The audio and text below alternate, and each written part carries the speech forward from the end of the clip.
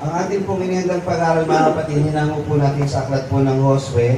Sa mga bago po nating mga tagapakinig, bagong miyembro po, at sa mga bata pong mga mag-aaral, meron po tayong ginagawa po na paghahanda po sa Bible study tuwing linggo. Yung sa schedule ko lang po ito, sa kanya-kanya naman kami gawa po ng paksa ng mga kamanggagawa eh. Pag ako po naka-schedule, ang tinalaga ko na po yung sarili ko, mga kapatid, pagtuturo, pag-aaral ng schedule, one book from New and Old Testament. Tatapos na po natin yung mga books sa New Testament. Ngayon po, nandito na tayo sa pang-anim na aklat po sa Lumang Tipan. Natapos natin Genesis, Exodo, Levitico, mga bilang, Deuteronomio. Ngayon po yung pang-anim. Bagaman natalakay na natin ng mga ilang mga buwan pa yung Esther, Nehemias, Jonas, natatandaan nyo, Ezra, natalakay na rin po yun. Ngayon po, nandito tayo sa aklat po ni Josue. Ang aklat po nito, mga kapatid, ay ang pag-aaral po nito, may pamagat na aklat ni Josue. Ang tema po natin, mga aral sa aklat ni Josue. Ang pinasa ko po kanina ay nasa Josue 1:2 hanggang 6. Binasa ko rin po yung talatang 8 at 9. Kasi po mga kapatid, yung aklat na ito, kung tutusin, napakarami talaga niyang mga para sa ating mga Kristiyano o non-Christians din, marami pong talata talaga dito na makukuha na gawing memory verse. Tulad ng Josue 1:8, yung aklat na ito ng kautusan. Lagi pong nagiging piling talata yan. At ng mga nakakaraang mga mensahe natin, marami na pong bahagi ng aklat ni Josue na talakay natin. Natalakay natin dito, natatandaan nyo yung City of Refuge o yung Lungsod Ampunan. Natatandaan nyo? Yun ay nasa Josue 20. Tatalakay natin dito yung kasaysayan ni Rahab. Josue 2 naman yun. Yung si Rahab na patutot na itinago niya yung dalawang spy o dalawang tiktik na pinadala ni Josue. Tinalakay din natin yung pagtatagumpay sa Jericho, yung 7 araw nilang inikutan yung lungsod ng Jericho at bumagsak yung mga pader. Sa Josue 6 naman po yun. So itong bawat kapitulo ng Josue, napakaganda pong gawing mensahe bawat kapitulo nun. Sana po magkaroon talaga ng pagkataon na maisa-isa po yung bawat kapitulo nito. Napakaganda po ng bawat istorya. Ang mahirap lang pong parte rito, mga kapatid, yung gawin siyang isang buong turo na buong aklat dahil mahirap pa iksiin dahil ang gaganda po ng istorya ng bawat kapitulo. Pero ang pag-aaral ito, gagawin natin, para ang objective natin, mga kapatid, pag kayo ay nagbasa ng Biblia, napunta kayo sa Josue, ganun pala yung nangyari doon. Mas malaki na yung, yung pagtingin natin dahil nasulyapan natin sa isang pag-aaral yung paano nangyari. Paano ba humantong sa ganitong sitwasyon ng aklat o ang mga lahi ng Israel nung nasa aklat ng Josue na. Balik-aral natin, una, Genesis, paglikha ng Diyos sa mundo, 7 araw, si Eva at Adan, tapos si Cain at si Abel, dumami tao, ginunaw ang mundo sa pagitan ng tubig, ang ginamit na tao ay si Noah. Nung si Noah, nagstay na siya kasama niya yung 8 kaluluwa, o 7 kaluluwa kasi siya yung pang-8. Dumami na po, kumalat na yung tao, hanggang sa dumating ang ginamit ng Panginoon ay si Abraham. Si Abraham, pinangakuan ng Panginoon, nabibigyan ka ng pararamihin ng iyong lahi, bibigyan kayo ng lupain na doon kayo maninirahan, sa lupang pangako. Pagdating ng panahon, nagkaroon ng si Isaac, tapos after Isaac, si Jacob nagkaroon ng 12 angkan. Yung 12 angkan napunta sa Ehipto, doon na po yun sa Exodo. Dahil yung Paraon sa Exodo, tinanggap muna yung dahil di ba naging tagapangasiwa si Jose doon sa Exodo o sa Egypto. Nanirahan yung mga taga-Israel doon sa Exodo. Nga lang, pagdating ng panahon, yung Paraon na kumikilala doon sa Israel ng panahon na yun, namatay na. Bagong Paraon na ang dumating, hindi niya nakilala yung mga nangyari noon. Bakit tumadami ang Israel? Inalipin ngayon. Inalipin yung Israel. Noong Israel, nung sila yung nasa pagka-alipin na, dati masaya sila namumuhay kasama ng Ehipto eh. Naging alipin sila dahil nakita nung sumunod na Paraon, hindi tama ito, mukhang sila na ang namumuhay dito sa aming bansa, inalipin sila. Ang Israel, ano nangyari? dumalangin sa Panginoon na naging alipin na sila, palayain sila sa Ehipto. So, Exodo, yan po yung paglabas ng Israel mula sa pagkaalipin sa Ehipto. Nung sila'y nakalabas, binili na sila ni Moises sa aklat ng Levitico, ang naglabas sa inyo sa Israel ay ang Panginoong Diyos, ang nag-iisang Diyos na lumikha ng langit at ng lupa, na marapat nating sambahin. Paano natin siya sasambahin? Saan natin siya sasambahin? Paano natin siya hahandugan? Yun naman po ang tinatalakay sa aklat ng Levitico. Bago sila umalis, pumunta sa Promised Land, itinuro muna ni Moises gamit yung aklat ng Levitico, yung mga pamamaraan, paano sasambahin ng Diyos, paano maghahandog, ano ang maling paghahandog, saan dapat maghandog, saan hindi dapat. So, rules and regulation bago makarating o bago sila umalis. At sa kanilang paglalakbay, siyempre, naglalakbay na sila, wala silang sariling tahanan, di ba? Nagtatayo lang sila ng tent kung sila tumigil. Prone sila ngayon sa tinatawag natin ng mga kalaban. Pwede silang sakupin, di ba? Wala silang mga pader eh. Wala silang bahay. So, ginawa doon sa aklat ng bilang, binilang sila lahat ng mga lalaki na magiging sandatahang lakas o yung Israeli Defense Force o IDF nila. Israeli Defense Force sa atin, ang tawag dito, sandatahang lakas ng Pilipinas. Ganoon sa atin. So, binilang sila, binilang yung angkan, binilang yung mga lalaking magtatanggol sa bawat angkan. Tapos nilagyan sila ng pwesto. Pag sila'y naglalakbay patungo sa Promised Land, paano ang forma ng paglalakad nila? Ang korte nila nun, di ba yung parang krus? Natatandaan nyo? Yung parang krus yung pwesto. At sa kanilang paglalakbay, maraming lumalaban sa kanila. Mga Amalek. So natatalo nila yon dahil sa magandang posisyon nila na itinuro ng Panginoon na sunod nila. Hanggang sa dumating sila sa aklat ng Deuteronomio. So pagtatapos kasi ng bilang, nagreklamo di ba yung mga angkan ni Israel? Bakit kami dito sa Exodo, kasama namin ang Ehipto, kumakain kami ng ganito? Nalimutan na nilang naalipin sila doon at pinahihirapan sila eh. Dito, pagdating sa bilang, naglalambay kami, wala na kaming makain, puro reklamo, wala kaming mainom. Di ba binigyan sila ng pugo as protein, pagkain, pugo. Yung manok na maliit, alam niyo naman yun. Tapos mana. Mana, yun yung ginagawang tinapay. Mana. Yan. So, yun yung naging pagkain nila. Tapos, pagdating sa Deuteronomio, lahat ng nagreklamo sa bilang, lahat ng generation o batch na nandoon na naglakbay, lahat sila nagkamatay na. Yung mga anak nila, 20 years old pababa, sila naman yung mga nasa Deuteronomio na pangalawang inaralan o binigyan ng kautusan ni Moises. Yung 10 utos binigay ulit sa mga ito. Nung nasa Deuteronomio na sila, yung second batch ng mga Israelita, naglalakbay na sila, papunta na sila ngayon doon sa Promised Land. Bago sila pumunta ron, sa mga huling talatalang Deuteronomio, nagpalaalis si Moises ng 12 spy o tiktik. Anong gagawin ng 12 spy? Di ba may 12 angkan?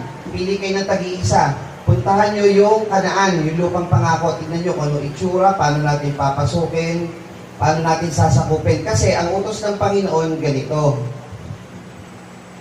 Bago nyo makuha yung lupa na yan, kung saan kayo titira, dahil galing kayo ng Ehipto, didigmain nyo yan, lalabanan nyo yan, lilipulin nyo yan. Pag napatay nyo na lahat ng nandyan, saka kayo titira. May papasok na tanong dun mamaya. Ako na po mag-open, baka kayo mag-open. Ako na lang po mag-open mamaya para maganda yung pagkakasunod-sunod. Hanggang sa dumating sila sa aklat po ng Josue, na yung 12 spy sa Deuteronomio, yung 10 doon, yung majority, pangit ang binalita. Nagkaroon sila ng takot. Hindi natin kaya yung mga taga doon. Bakit? Mga higante nandun, matitindi sandatahang lakas nila. Tayo mga mandalakbay lang naman tayo, natutulang naman tayo lumaban. Hindi naman talaga tayo mga mandirigma.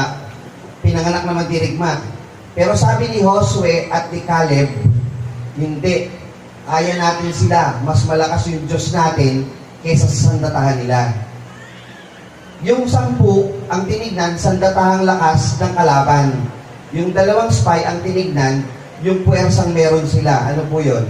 Yung Diyos. Pinangako ng Diyos sa atin, masasakop natin sila. Hindi tayo iwanan ng Diyos. Sakupin natin. pinakinggan ni Moises yung dalawa kaysa dun sa 10. Ayan. So, yung dalawa ngayon, isa doon si Josue. Ngayon, namatay ngayon si Moises, si Josue yung pumalit. Si Caleb, naging isa na lang siya sa mga elders na tagapayo ng Israel. Pero hindi talaga siya naging katulad ni Josue na kanang kamay ni Moises. So siya yung naging kahalili. Ngayon ito na po yung aklat ni Moises. Yung Josue, ito po yung ika-6 na aklat sa Lumang Tipan. Galing po ito, o yung pangalan ni trivia po ito mga kapatid. Napakagandang isipin na meron palang aklat sa Biblia na may hango sa pangalan ng ating Panginoong Jesucristo. Nag-iisang aklat lang po ito. At unang aklat sa Biblia na ang pamagat ay pangalan ng tao, Josue. Di ba? Genesis, Exodo, Levitico, mga bilang, Deuteronomy. Hindi pangalan ng tao yun eh. Ito, yung pangalan ng aklat, pangalan ng tao mismo. Yung Josue sa Hebrew, Yehoshua. Yehoshua. Ang ibig sabihin po nun, God is salvation. Yan ang ibig sabihin ng Josue. May pangalan, may ibig sabihin ng bawat pangalan niya. Pagka inugat nyo yung pangalan ni Jesus, the name Jesus is closely related to Joshua. Yung Joshua is a common name, dun galing yung translation ng pangalan ni Jesus. Original name ni Jesus kasi, Yeshua. Yeshua. Yeshua. Kaya sa Bible po na nakalagay, Yeshua ben Yosef.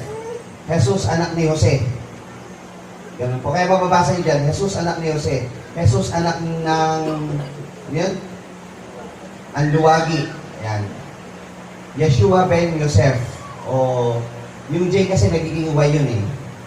Yung Yeshua, Aramaic short form ng Hebrew name, Yehoshua. Eh yung Yehoshua, yun yung Joshua. Kaya yung Jesus, parang may mga pangalan dito na na si Brother James. Ano bang pangalan? James. Pero sa Tagalog niyan, ang layo, di ba? Tulad ng iba, si Tiger Woods, pag tinagalog daw yun, Leon Manggubat yun. Diba? Tiger Woods. Yung Einstein, alam niyo ba Tagalog Einstein? Isitan. Einstein, Isitan. Mga ganon. Natatranslate kasi parang ang layo na eh. Yung mga de la Cruz din yun eh. Yung Guzman de Guzman, yung Santos de los Santos, na pagdating ng panahon, nababago eh. So sa translation po nitong Jesus, na Yeshua, galing po yan sa pinaiksi na Yeshua, dati yan, Yehoshua, na yung Yehoshua, Hebrew original na Joshua, o Josue, o Joshua. Josue, sa English, Joshua. Sa Hebrew, Yehoshua. Jesus, Jesus o Yeshua mula sa pinabang Yehoshua. Ayan. So related po, hindi po siya direct translation kundi closely related translation po yung Josue. Ano pa po may nilalaman ng Josue? May ito po itong 24 na chapter, 658 to talata. At ang sumulat po nito ay hindi lamang siya, may iba pa pong sumulat na hindi naman pinangalanan. Mababasa niyo po dyan mga ilang talataan na kami, sumulat kami, gano'n. Lalo na nung patay na si Josue, paano na isulat yung ibang parte, patay na siya. Iba na po sumulat nun. Ang iniisip ng iba, baka si Samuel na o si Ezra na. Tapos yung mga Bible scholars na kasi yan eh. Nagpuni-puni yan eh. O isinama na yung sulat ng ibang propeta, isinama nung nahukay, kasama na yun ng aklat ni Josue. Pero yung ibang po niya, ibang parte niya, hindi po si Josue yung sumulat. Pero majority, sabihin natin 90% si Josue. Ano po ang buod ng Josue? Yung chapter 1 to chapter 5, ito po yung paghahanda sa pagsakop ng lupain. O pagsakop ng lupang pangako, yun yung paghahanda. 5 kapitulo. Yung chapter 6 to chapter 12, yun na yung actual paano nila sinasakop yung lupang pangako. Maganda kwento po nito, parang pelikula to eh. Sana meron ng, hindi ko alam kung may movie na ng Joshua o Josue. Ang gandang i-movie po nito eh. At yung chapter 13 to chapter 14, yun naman yung paghahati ng lupain na sinakop na nila. So ito yung pinakamadaling paraan sa mga nagba-Bible study, nagtuturo sa mga bata. Ito po yung kunin yung outline ng Josue para habang binabasa nyo, pag nasa chapter 4 pa lang kayo, kasi kasama yun sa paghahanda, paano sasakupin ng lupain. Pag nasa chapter 9 o 10 na kayo, Ibig sabihin na yun, nasa part na kayo ng pagsakop ng lupain ng Kanaan. Chapter 13 to 24, yun na yung nasa paghahati. So pag binabasa niyo, bakit puro pangalan ito, puro lugar? Kasi hinahati na nila sa bawat angkan yung nasakop nilang lugar. Ano po yun? Ang hindi lang po nabigyan ng lupa na allocated na lugar, ay itong lote na to inyo, ay angkan ni Levi.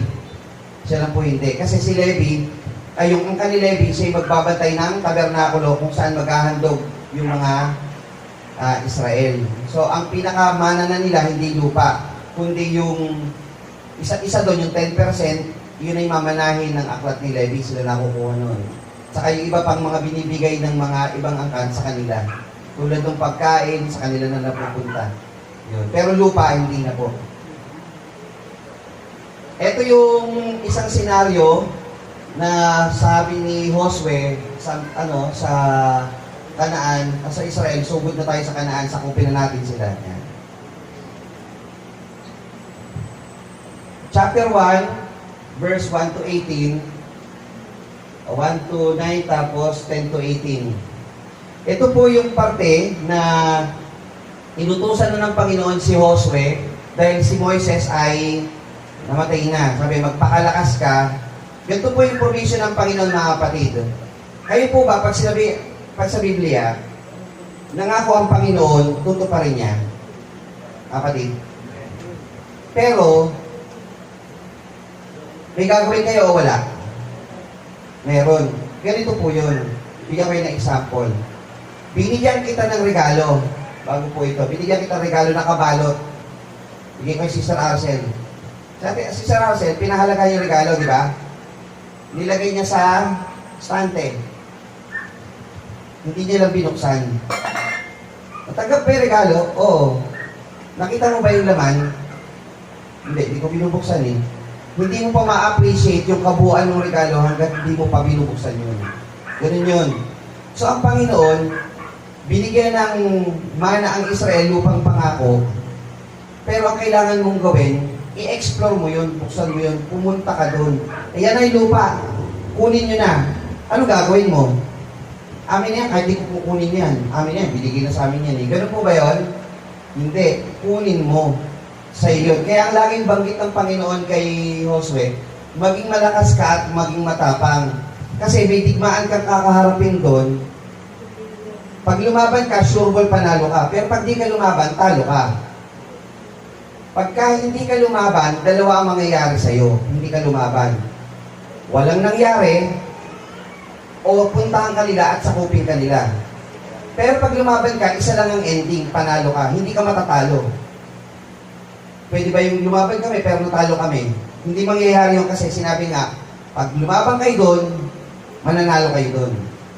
Ganun po yun. Kaya laging banggit ng Panginoon, magpakalakas ka at magpakatapang, sakupin yung lugar, magiging inyo yun. Ganun ang pangako ng Panginoon. Kunin mo. Buksan mo. Hindi yung, akin yun, okay. Hindi ganun. Kunin mo, puntahan mo, ariin mo. Pagdating ng G's, si Josue naman nung nagsabi sa mga tao, okay, sinabihan ako ng Panginoon, sakupin na natin yung lugar. Anong sagot ng mga tao sa kanya? Lahat ng iniutos mo, Moises, susundin namin. Susunod kami sa iyo, gaya ng pagsunod namin kay Moises. Kung kayo leader, ganun ang mga bataan ninyo, ganun yung inyong nasasakupan, ano mararamdaman nyo bilang leader? Kapatid. Sarap, di ba? Kayo, masama manggagawa natin. Sabihin natin sa kagaya ni Josue, sinabi natin sa lokal, punta tayo doon, sakupin natin yung lugar. Magiging atin yun. Anong sabi ng lokal? Susunod kami sa iyo. Kung ano yung inutos mo, dahil ginainutos sa Panginoon, susunod kami sa iyo. Masarap nun. Diba? Diretsong pagsunod, wala silang wala silang pagtutol. Kasi nakita nila yung provision ng Panginoon. Chapter 2. Sa chapter 2 hanggang 124 na talakay na natin ito nang si Josue ay nagpadala ng 2 tiktik para puntahan yung Kanaan. O pati yung unang-una na doon yung Jericho. Tapos yung 2 tiktik na punta doon, ang akala ng nila, bakit ka magtitiktik mga kapatid? Bakit kayo mag-i-espiya? Bakit ka pupunta sa isang bayan na hindi nakahayag? Bakit patago mong pupuntahan? Kasi baka ma-trespassing ka, mapatay ka doon, di ba? Delikado, ibang bayan yun eh. Di ba? Mag-ano ka, magsusurvey ka. Ang hindi alam ng dalawa, natatakot yung dalawang pumunta, baka mapatay sila. Hindi nila alam, yung mga taga Jericho pala at mga taga Kanaan, ang takot sa kanila. Ganon. Sabi nga ni Rahab, nanlata o nanlupaypay ang kanilang puso, natunaw ang aming mga puso nung narinig namin pupunta kayo rito.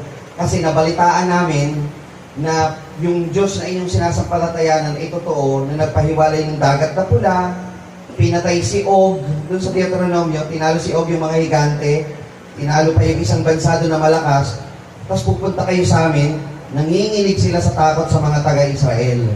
Kaya ginawa nito ni Rahab, na sumampalataya siya sa Diyos, itinago yung dalawa, tapos yung hari, hinahanap na yung mga espiya.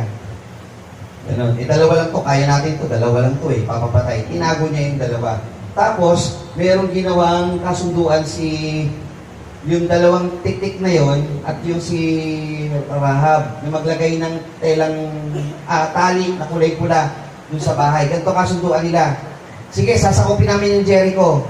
Sa pagsakop namin sa Jericho, lahat ng bahay, guguluhin namin, pababagsakin namin. Pero yung bahay na makikita ng mga sundalo na may taling pula, kumbaga yan, kortinang pula di ba? May taling pula, yan lang isa-save. Yan nililigtas. Ganun nga nangyari. So, nung nagpunta na sila at sasakupin ng Jericho, ang naligtas lang, yung nasa loob ng bahay na yun, na may pula. Parang yun nangyari sa Exodo. Nung naalala niyo dumating yung anghel ng kamatayan para patayin lahat ng mga panganay sa salot, sino lang yung may kulay pula sa pinto? Sino lang yung maliligtas, di ba? Lahat ng nasa labas ng bahay na may guhit na pula na dugo ay mamamatay. So yung nasa loob lang ang buhay. Ganon din sa iglesia. Sino lang ang binili ng Diyos ng kanyang dugo, na kulay ng kanyang dugo, yung pula, scarlet red, yun lang po yung ililigtas niya kung sino lang yung binili. So, ganun yung po yung representasyon nito. At ganun po nangyari, nakaligtas si Rahab. Chapter 3, tumawid sila sa Ilog Jordan. Ang pagtawid po sa Ilog Jordan, mayroon pong pagpakapareho sa pagtawid ng Israel sa dagat na pula. Pagkakapareho at pagkakaiba. Sa dagat na pula, ang pagsampalataya ng mga tao sa pagtawid, nakita nilang bumukas, tumawid sila. Diba? Dito, hindi sila makatatawid hanggat hindi nila inaapak muna yung paa nila doon sa tubig. Ito yung sakong, ang sabi, pag naitungtong na ng saserdote ang kanilang sakong sa tubig, doon lang bubukas. Malalim yun. Pag ito di bumukas, lulod ako. Diba? Magtitiwala ka o hindi? Aapak mong ganun Doon kasi, lumakad kayo, lalakad ako, nakikita ko, bukas yung dagat na pula, tuyo yung lupa Di ba? Kaya-kaya.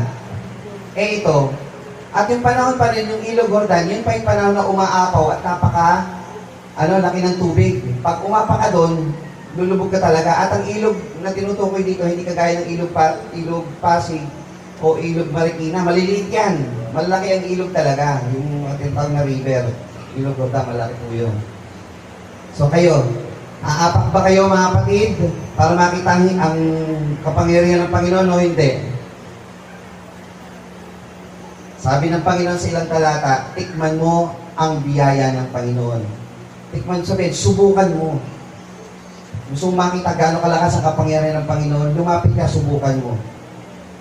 Patikimin mo ang sarili mo ng biyaya ng Panginoon, makikita mo, napakakapangyarihan niya. Isang pag-invite sa atin. So, pag-apak ng mga saserdote, ng sakong nila, bumukas yung Ilog Jordan at sila'y lumakad. Natuyo yung lupa at sila ay tumawid.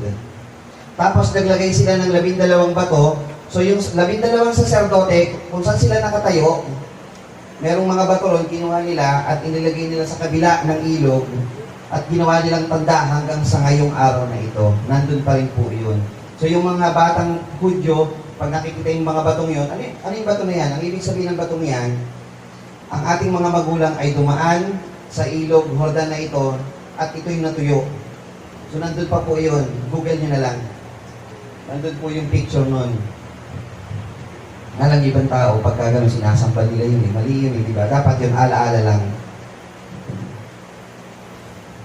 Parang ganito po yun. Ilog Jordan, bago sila dyan, bago sila tumawid, pag gano'n, o mula dito siguro, pag ganito.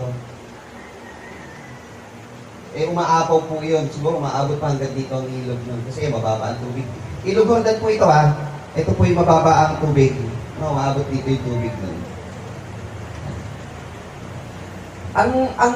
May mga nagtuturo sa Biblia, mga napapanood ko mga kapatid, ang sinasabi nila, ang pagtawid daw sa ilog Jordan ay representasyon daw ng ang mga tao ay dumaan sa Panginoon at sila ay nakarating na sa langit. Ganon. Ganon daw ang buhay ng isang tao. Ngayon, kung langit na yung lupang pangako, bakit meron silang digmaang hinarap? May mga paglalaban. So, hindi magandang hindi magandang ilustrasyon na yung Kanaan lupang pangako langit na. Kasi may mga trials, may failure pa rin. Sa langit, wala nang failure, wala nang luha, di ba? Ito, may patayan pa rito sa na mangyayari sa Kanaan sa lupang pangako. Ang mas magandang illustration doon, yung dating buhay mo, ang kahawig nun, yung napunta ka na sa buhay Kristiyano. Yun ang representasyon nun, yung paglipat mo. Paglipat mo mula sa Ilog Jordan, ngayon, tayo, mula sa dating buhay, na bautismuhan, ngayon, nasa buhay Kristiyano ka na, ito yung dating buhay, ito buhay mo ngayon, may kakaharapin kayo ngayong pagtitiis, luha, at may kasama rin po itong mga triumphs at victory o pagtatagumpay bilang Kristiyano. At bibili ng kalagi ng Panginoon, magpakalakas ka, magpakatapang ka, magpakatatag ka, ang magtiis hanggang wakas, maliligtas. Mas akma yung ganong ilustrasyon kaysa yung, may mapapanood ko kasi kayo na nagtuturo niyan, langit na daw ang ang kahulugan nun. So hindi po. Sa atin, buhay Kristiyano ang mas malapit po doon. Chapter 4, yung pagtuturi at Pasko. Ito yung third time na nagsagawa ng Pasko ang Israel. Una, nagpaskwa sila nung sa dumaan yung salot. Di ba nagpaskwa sila, naglagay sila ng dugo na pula sa pinto. Pangalawa, nung tinayo na yung tabernakulo sa magitan ni Moises. At ang pangatlo, ito yung kasama na si Josue. Ito yung second time na tinuli yung batch ng Israel. Natatandaan yung tinuro natin nakaraan. Chapter 5, nung sila ay pupunta na sa Jericho para sakupin yung lugar, si Josue naglalakad, nagpunta sa kanya o lumapit sa kanya isang lalaki, a man. Kalagay M-A-N, capital. Sabi niya doon sa lalaki, tinutukan siya ng espada. Sabi ni Josue, ikaw ba'y kaibigan namin o kaaway? Sagot nung anghel o yung prinsipe na to, hindi. Parang tinatanong, ikaw ba ay sa amin? Kakampi ka ba namin? Sabi ni Josue. O sa amin ka ba o hindi ka sa amin? Parang ganito yun, sabi nung anghel, wrong question. Ikaw ba ay sa amin? Naunawaan yan yun, ni Josue yun. Kasi, mas malaki yung Diyos eh. Ikaw ang dapat pumanig sa Diyos. Yung Diyos huwag mong papanigin sa iyo. Ganun yung nangyari doon. So, at yumukod si Moises, si Josue. Yumukod siya, tinanggal niya kanyang mga paa, kagaya ng nangyari kay Moises doon sa nagnininga sa puno. Lumalabas po, yung Diyos ay nagkatawan na, o nag-anyong anghel para makita siya ni Josue, para kausapin siya. Kagaya ng Diyos nang siya ay nag-anyo doon sa ginamit yung punong nagniningas. Naintindihan ni Josue yun. Kasi kung ito'y anghel, niluhuran to ni Josue, sasawayin siya ng anghel, huwag mo kong luhuran. Anghel din ako. Anghel lang ako. Lingkod din ako ng Diyos. Pero yung anghel na ito, hindi niya pinatayo si Josue. Ganun. Pero yung ibang anghel, pagka niluhuran, tulad sa Apocalypse, tumayo ka, lingkod din ako, huwag mo kong luluhuran. Sa Diyos na tayo luluhod. Pero dito, pinayagan siya. Sabihin, hindi anghel ito. Ginamit lang ng Diyos yung ganong anyo para kausapin si Josue. Pagkatapos nun, napabagsak na yung Jericho sa chapter 6. Naituro na natin po ito, mga kapatid. Chapter 7, okay, dito na tayo sa pagsakop na ng lupain. Yung Jericho, balik muna tayo, si Josue, meron siyang isang kakaibang katangian. Pagiging isang soldier o mandirigma, isa rin siyang strategist. Kumbaga sa atin, basketball coach, dito, strategist. Paano sasakupin ang lugar? Ang unang strategy niya, sa chapter 6, Jericho ang uunahin, yung pinakamalakas muna na nasa gitna ng lupang pangako. Pag napabagsak mo na yung pinakamalakas, yung mahihina, carry na yan. Pag napabagsak mo yung pinakamalakas at pinakamalaki, doon tayo magkampo, saka natin sakupin yung ibang lugar. Di ba? Ang nangyari nga lang, dito sa chapter 7, doon sa Jericho, bago sila sumakop, nanalangin sila sa Panginoon, sabi ng Panginoon, go. Chapter 7, merong tinatawag na lungsod ng Hai. Kung ang lungsod ng Jericho ito, ang lungsod ng Hai ito lang. So itong mga taga-Israel nagkaroon ng pagmamalaki sa kanilang puso. Yung Jericho nga, tinalo natin eh. Itong maliit na lungsod ng Hai pa, hindi natin matalo. Diba, ganon. Kuha tayo mga 2,000 to 3,000 na tao lang. Sakupin na natin yan. Kuha siya. Punta sila doon sa Hai. Napakaliit. Tinalo sila. Bagsak sila, talo sila. Umuwi silang sugatan ng nasa 36 to 39 yata ang patay. Sabihin natin 30 to 39 ang patay sa angkan ni Israel. Talo sila ng maliit. Bakit po? Bakit sila natalo? Meron silang dalawang dahilan. Una, lumaki yung kanilang ulo. Yung malaki natalo natin, kung maliit pa kaya, hindi na sila nanalangin. So good. So ibig sabihin, pag meron pala tayo mga kapatid na napagtagumpay ang proyekto, nanalangin tayo sa Diyos, yung proyekto nagawa natin, very good, di ba? Yung maliliit na proyekto pala na gagawin natin, kailangan pala, ipanalangin pa rin natin para magtagumpay yun. It's not about the big or the size ng ating task, it's the faith na nandun bago natin umpisahan ang isang proyekto o isang activity natin, mga kapatid. May pangalawang nangyari pa doon, si Akan. Nung sila'y sumakop sa Jericho, kinuha nila yung mga samsam, yung mga kagamitan doon, yung mga hayop doon, yung mga mahalagang bagay doon. Dapat yun, ihahandog sa Panginoon, tinatawag na pagtatalaga ng pagpuksa. Ihahandog sa Panginoon yun. Nga lang si Akan, itinago niya yung ibang mga bagay. So, mga nagbabible study dyan, ito, kukunin yung pointers to. Tinago niya. Parang kumbaga saan, nag-Sharon to. Nag-Sharon yan. Alam niyo na, Sharon. Hindi ko na siguro kakantahin, di ba? Nagtago, itinago sa tent niya, nagbukay, doon itinago. Ngayon, nung lumaban sila sa Hai, ang Diyos sabi, natalo sila, si Josue, Panginoon, di ba sabi mo, sasamahan mo kami, saan man kami pumunta, basta tatalunin namin yun? Ang sagot sa kanila, bukod sa lumaki yung kanilang ulo, meron kayong kasamahan dito na may maling ginawa sa akin. Ano po yun?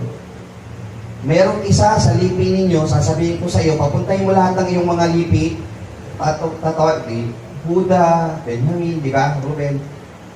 Sa angkan ni Huda, sa barangay ganito, ganyan, hanggang sa lumit-lumit, sa pamilya nito, at ikaw yun, Akan. Si Akan naman, no choice, Diyos na nagsabi sa kanya na siya yun eh. Alam ng Diyos yun eh. Umamin.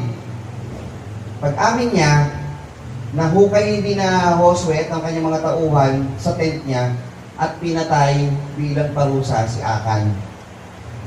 Parang kay Ananias at Sapphira, naalala nyo, naglingid ng bahagi doon sa aklat ng magawa, naging haliging asin sila.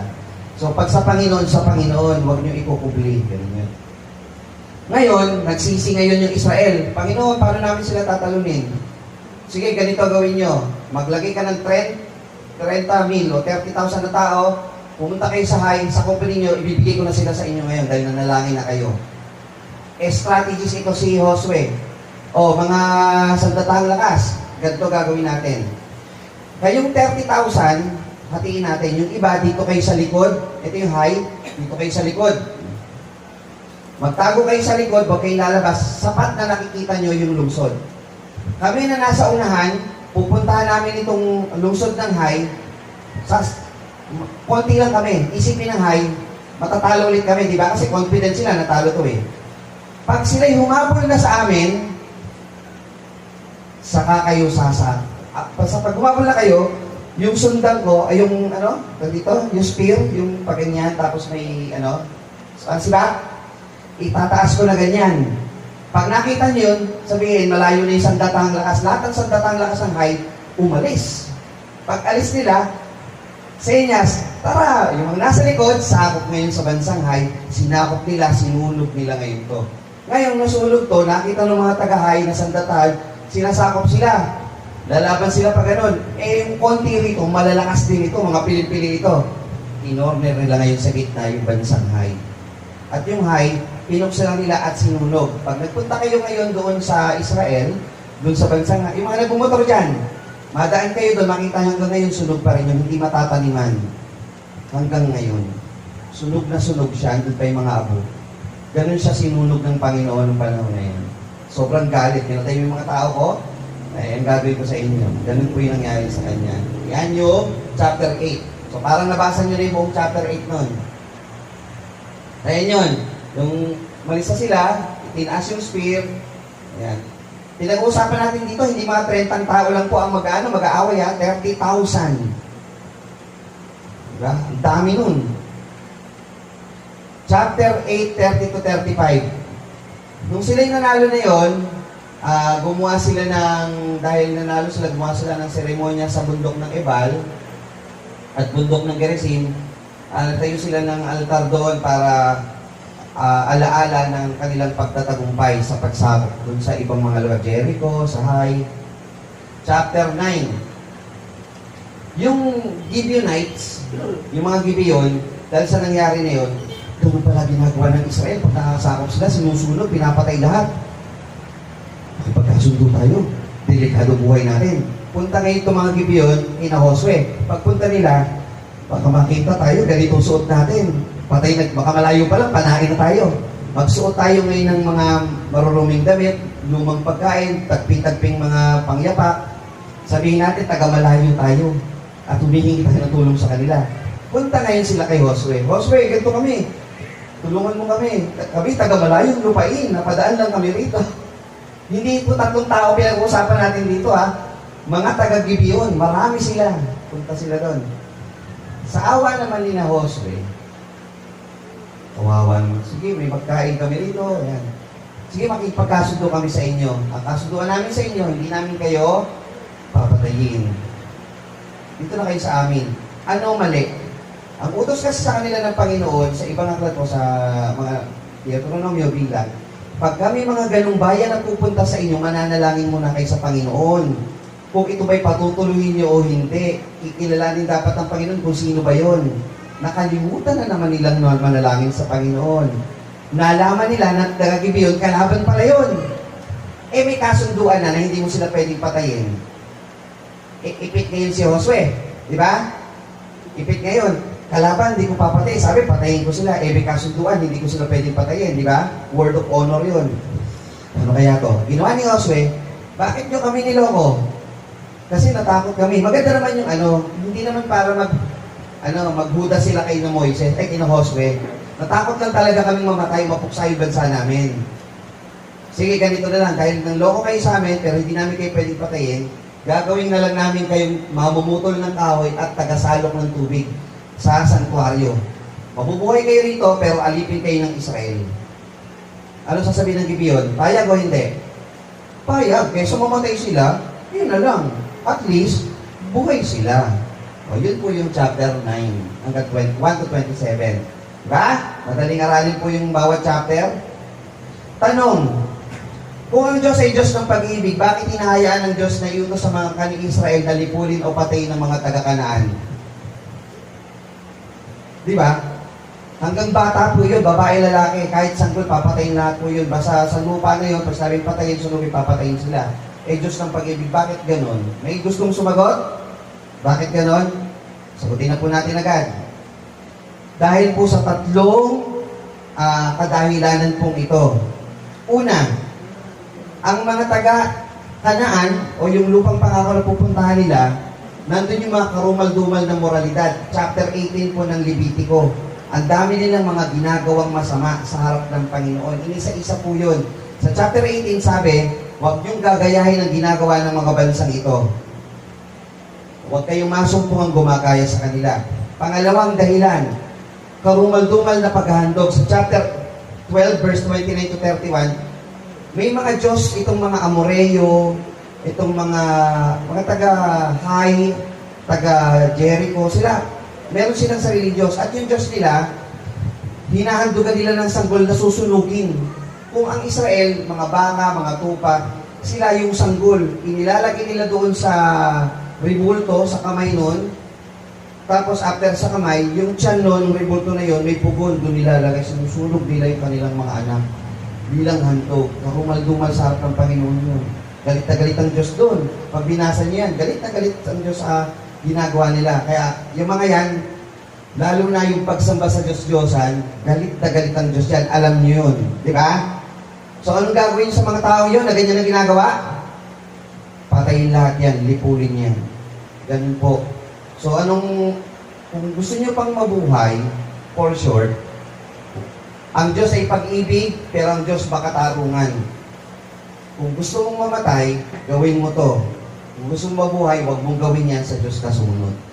Nakuha po mga kapatid, Diyos ay pag-ibig at gusto niya lahat maligtas. Kaya lumayo ka sa masama para hindi ka mapasama. Ganun po yun. Chapter 11 at chapter 10. Isa pang strategy ni Josue. Malapit na tayo matapos kasi yung paghati-hati ng lupa din na naman natin tatalakayin.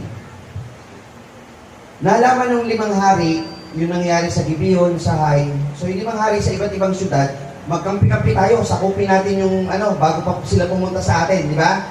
Magkampi-kampi tayo. Narinig ni Josue, magkakampi-kampi kayo Gabi pa lang, sinakop na ni Josue ito, sinurpresa niya. Ang galing na strategies ni Josue. Ngayon, itong 5 hari, sa kanilang pag-meeting, nag-meeting pa lang sila, tumakas. Nagpunta sa isang kuweba, dito tayo magtago. Ngayon, nagtago sila, nalaman ni Josue uli. Doon kayo nagtatago, takpan ng bato yung bunganga ng kuweba. Pagtakip ng kuweba, walang mag-leader itong 5 bansa, sakupin niya yan, talunin yan, tinalo lahat yun. At yung pinakahuli, yung 5 hari, pinatay. Yan. Tapos, ibinitin sila sa mga puno, yung 5 hari na yun. Tapos, pagtatagok, ito naman yung chapter 10, 11, yung mga iba pang mga lupaing o mga sinakop ni Josue. Hindi na natin iisa-isahin yun, pero puro ganun ang nangyari. Pag may mga bansa na sinabi ng Panginoon, itong bansa to sakupin, puntahan na sa sakop na nila yun. Natuto na sila. Nung una, nagkakaroon sila ng pagkakataon na nakakalimot manalangin, tapos pupunta sa isang lugar, nakakalimot manalangin, gagawa ng activity. So, bawat activity dapat, meron panalangin yun. Dito, lahat na ng ginagawa nila, nakuha na nila yung formula for success. Anong formula for success? Manalangin, dumulog sa Panginoon, go, laban, panalo. Uunahin ng Panginoon. Chapter 12 to 6, chapter 12, ito yung mga haring nasakop ni Josue, 31 haring nasakop. So kung 31 hari, 31 na country. Napakarami po niya na nasakop ni Josue. Napakagaling na strategies ni Josue. Basta siya kumukonsulta sa Panginoon. Chapter 13, hinati na yung lupa sa lahat ng mga angkan hanggang sa chapter 14. Chapter 20, natalakay na natin lusod na kanlungan na pinamahalaan o ang nangasiwa ay ang mga Levita, yung 6 na City of Refuge, natatandaan nyo, kung saan pupunta yung isang nakapatay ng di sinasadya. Tapos, dito sa 21, binigyan ng lusod yung Levita. Hindi lang Levita, pati si Caleb, yung kasama ni Josue, binigyan din siya ng area niya. Sabi ni Caleb, ako'y 85 years old na, kaya ko pang lumaban, pero bigyan mo na rin ako ng lupa na pagiging akin. Pinili niya medyo kabundukan. Yun yung tinatawag na Hebron. So pag minabasa kayong Hebron, yun yung lugar kung saan nanirahan si Caleb na kasamang tiktik ni Josue. Natupad ang pangako. Sabi dito sa verse na to, lahat ng pinangako ng Panginoon ay binigay niya o tinupad niya kay Josue. So ito po yun. Ito yung Hebron, Bezor, Shechem o Sichem, Ramot, Golan, Kadesh, yan po yung 6 na City of Refuge. Ito po yung buong bansa ng Israel na nasakop ni Josue. At dyan nilagay yung bawat tingnan nyo itong Simeon. Simeon nasa gitna ng Huda. Si Simeon kasi pagdating ng panahon, mawawalan din siya ng lot allocation. Matatalakay natin kung bakit yan sa mga susunod. Dalawa silang hindi nabigyan ng lupa, si Simeon at si Levi. Chapter 22, isang altar ang tinayo at napigilan ng digmaan. So tapos na yung digmaan. Ito naman yung mga huling kapitulo, yung huling pangaral ni Josue. Ito yung mga kapatid pagtatapos. Ang Israel sa pagitan ni Moises, binaba yung kautosan, hindi narating ni Moises at ng unang batch ng Israelita yung lupang pangako. Hindi nila narating yun. Narating nila iyon sa magitan ni Josue, yung biyayang mula sa Diyos.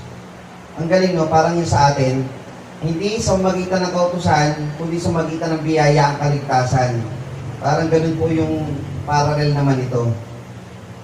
Ngayon, nung si Josue na, si Josue na, ay kayo mga kapatid, naibigay ko na sa inyo lupa, nakasettle na kayo sa bawat lungsod nyo. Ito na yung habilin ni Josue nung siya'y matanda na. 40, ilang taon kasi inabot yun eh. Hindi naman kasi isang taon lang to eh. Maraming taon nang sinabot nito. Sabi niya sa Israel, ngayon nga ay matakot kayo sa Panginoon at paglingkuran niyo siya sa pagtatapat at sa katotohanan. At inyong alisin ang mga Diyos na mga pinaglingkuran ng inyong mga magulang sa dakoroon ng ilog at sa Ehipto at inyong paglingkuran ng Panginoon.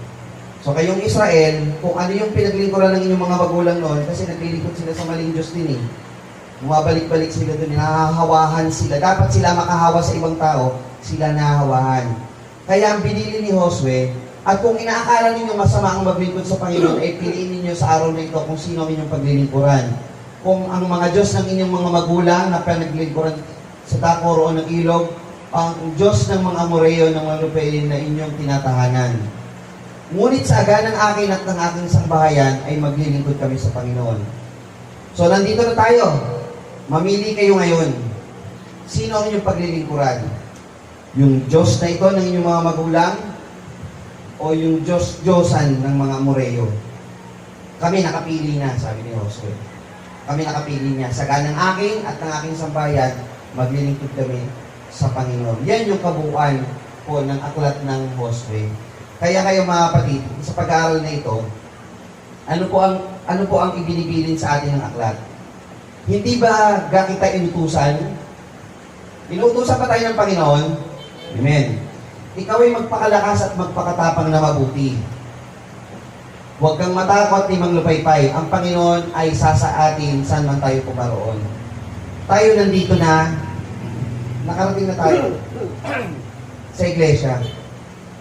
Magpakatapang tayo. Ang lupain na pupuntahan natin mga kapatid, yung lupang pangako, isang mas magandang lupain na pupuntahan natin. Pinangako na yun ng Panginoon, di ba? Mararating ba natin yung mga kapatid? Pero kung wala tayong gagawin, mararating ba natin yun? May gagawin tayo. Pero para marating natin yun, ano gagawin natin? Ang aklat na ito ng kautusan ay huwag mahihiwalay sa ating bibig, kundi ating pagbubulayan araw at gabi upang inyong masunod na gawin ng ayon sa lahat na nakasulat dito. So, magawa natin ng ayon sa nakasulat sa aklat ng Panginoon. Kung magkagayoy inyong pagiginhawain ng inyong lakad, magiging maganda ang ating pamumuhay ayon sa kabanalan ng Panginoon at magtatamo tayo ng mabuting kawakasan. Isang mabuting kawakasan ang paroroon sa bawat isa sa atin kung tayo mananatili sa aklat ng Panginoon, sa salita ng Diyos, at tayo mananatiling matatag at malakas. Bagaman may pagsubok, may pagtitiis tayong kaharapin, pero sure o sigurado ang pangako ng Panginoon, tutulungan niya tayong malagpasan yon. Makararating tayo sa isang mabuting kawakasan kasama ang ating Panginoon. Ito po, muli ay ang aklat po ng Josue. Nawa po ay meron tayong muling natutunan sa ating pong pag-aral sa umaga po nito. Muli, isang magandang umaga po sa inyo. Tuloy ng ating mahal na Panginoon. Tayo po ay sama-sama ng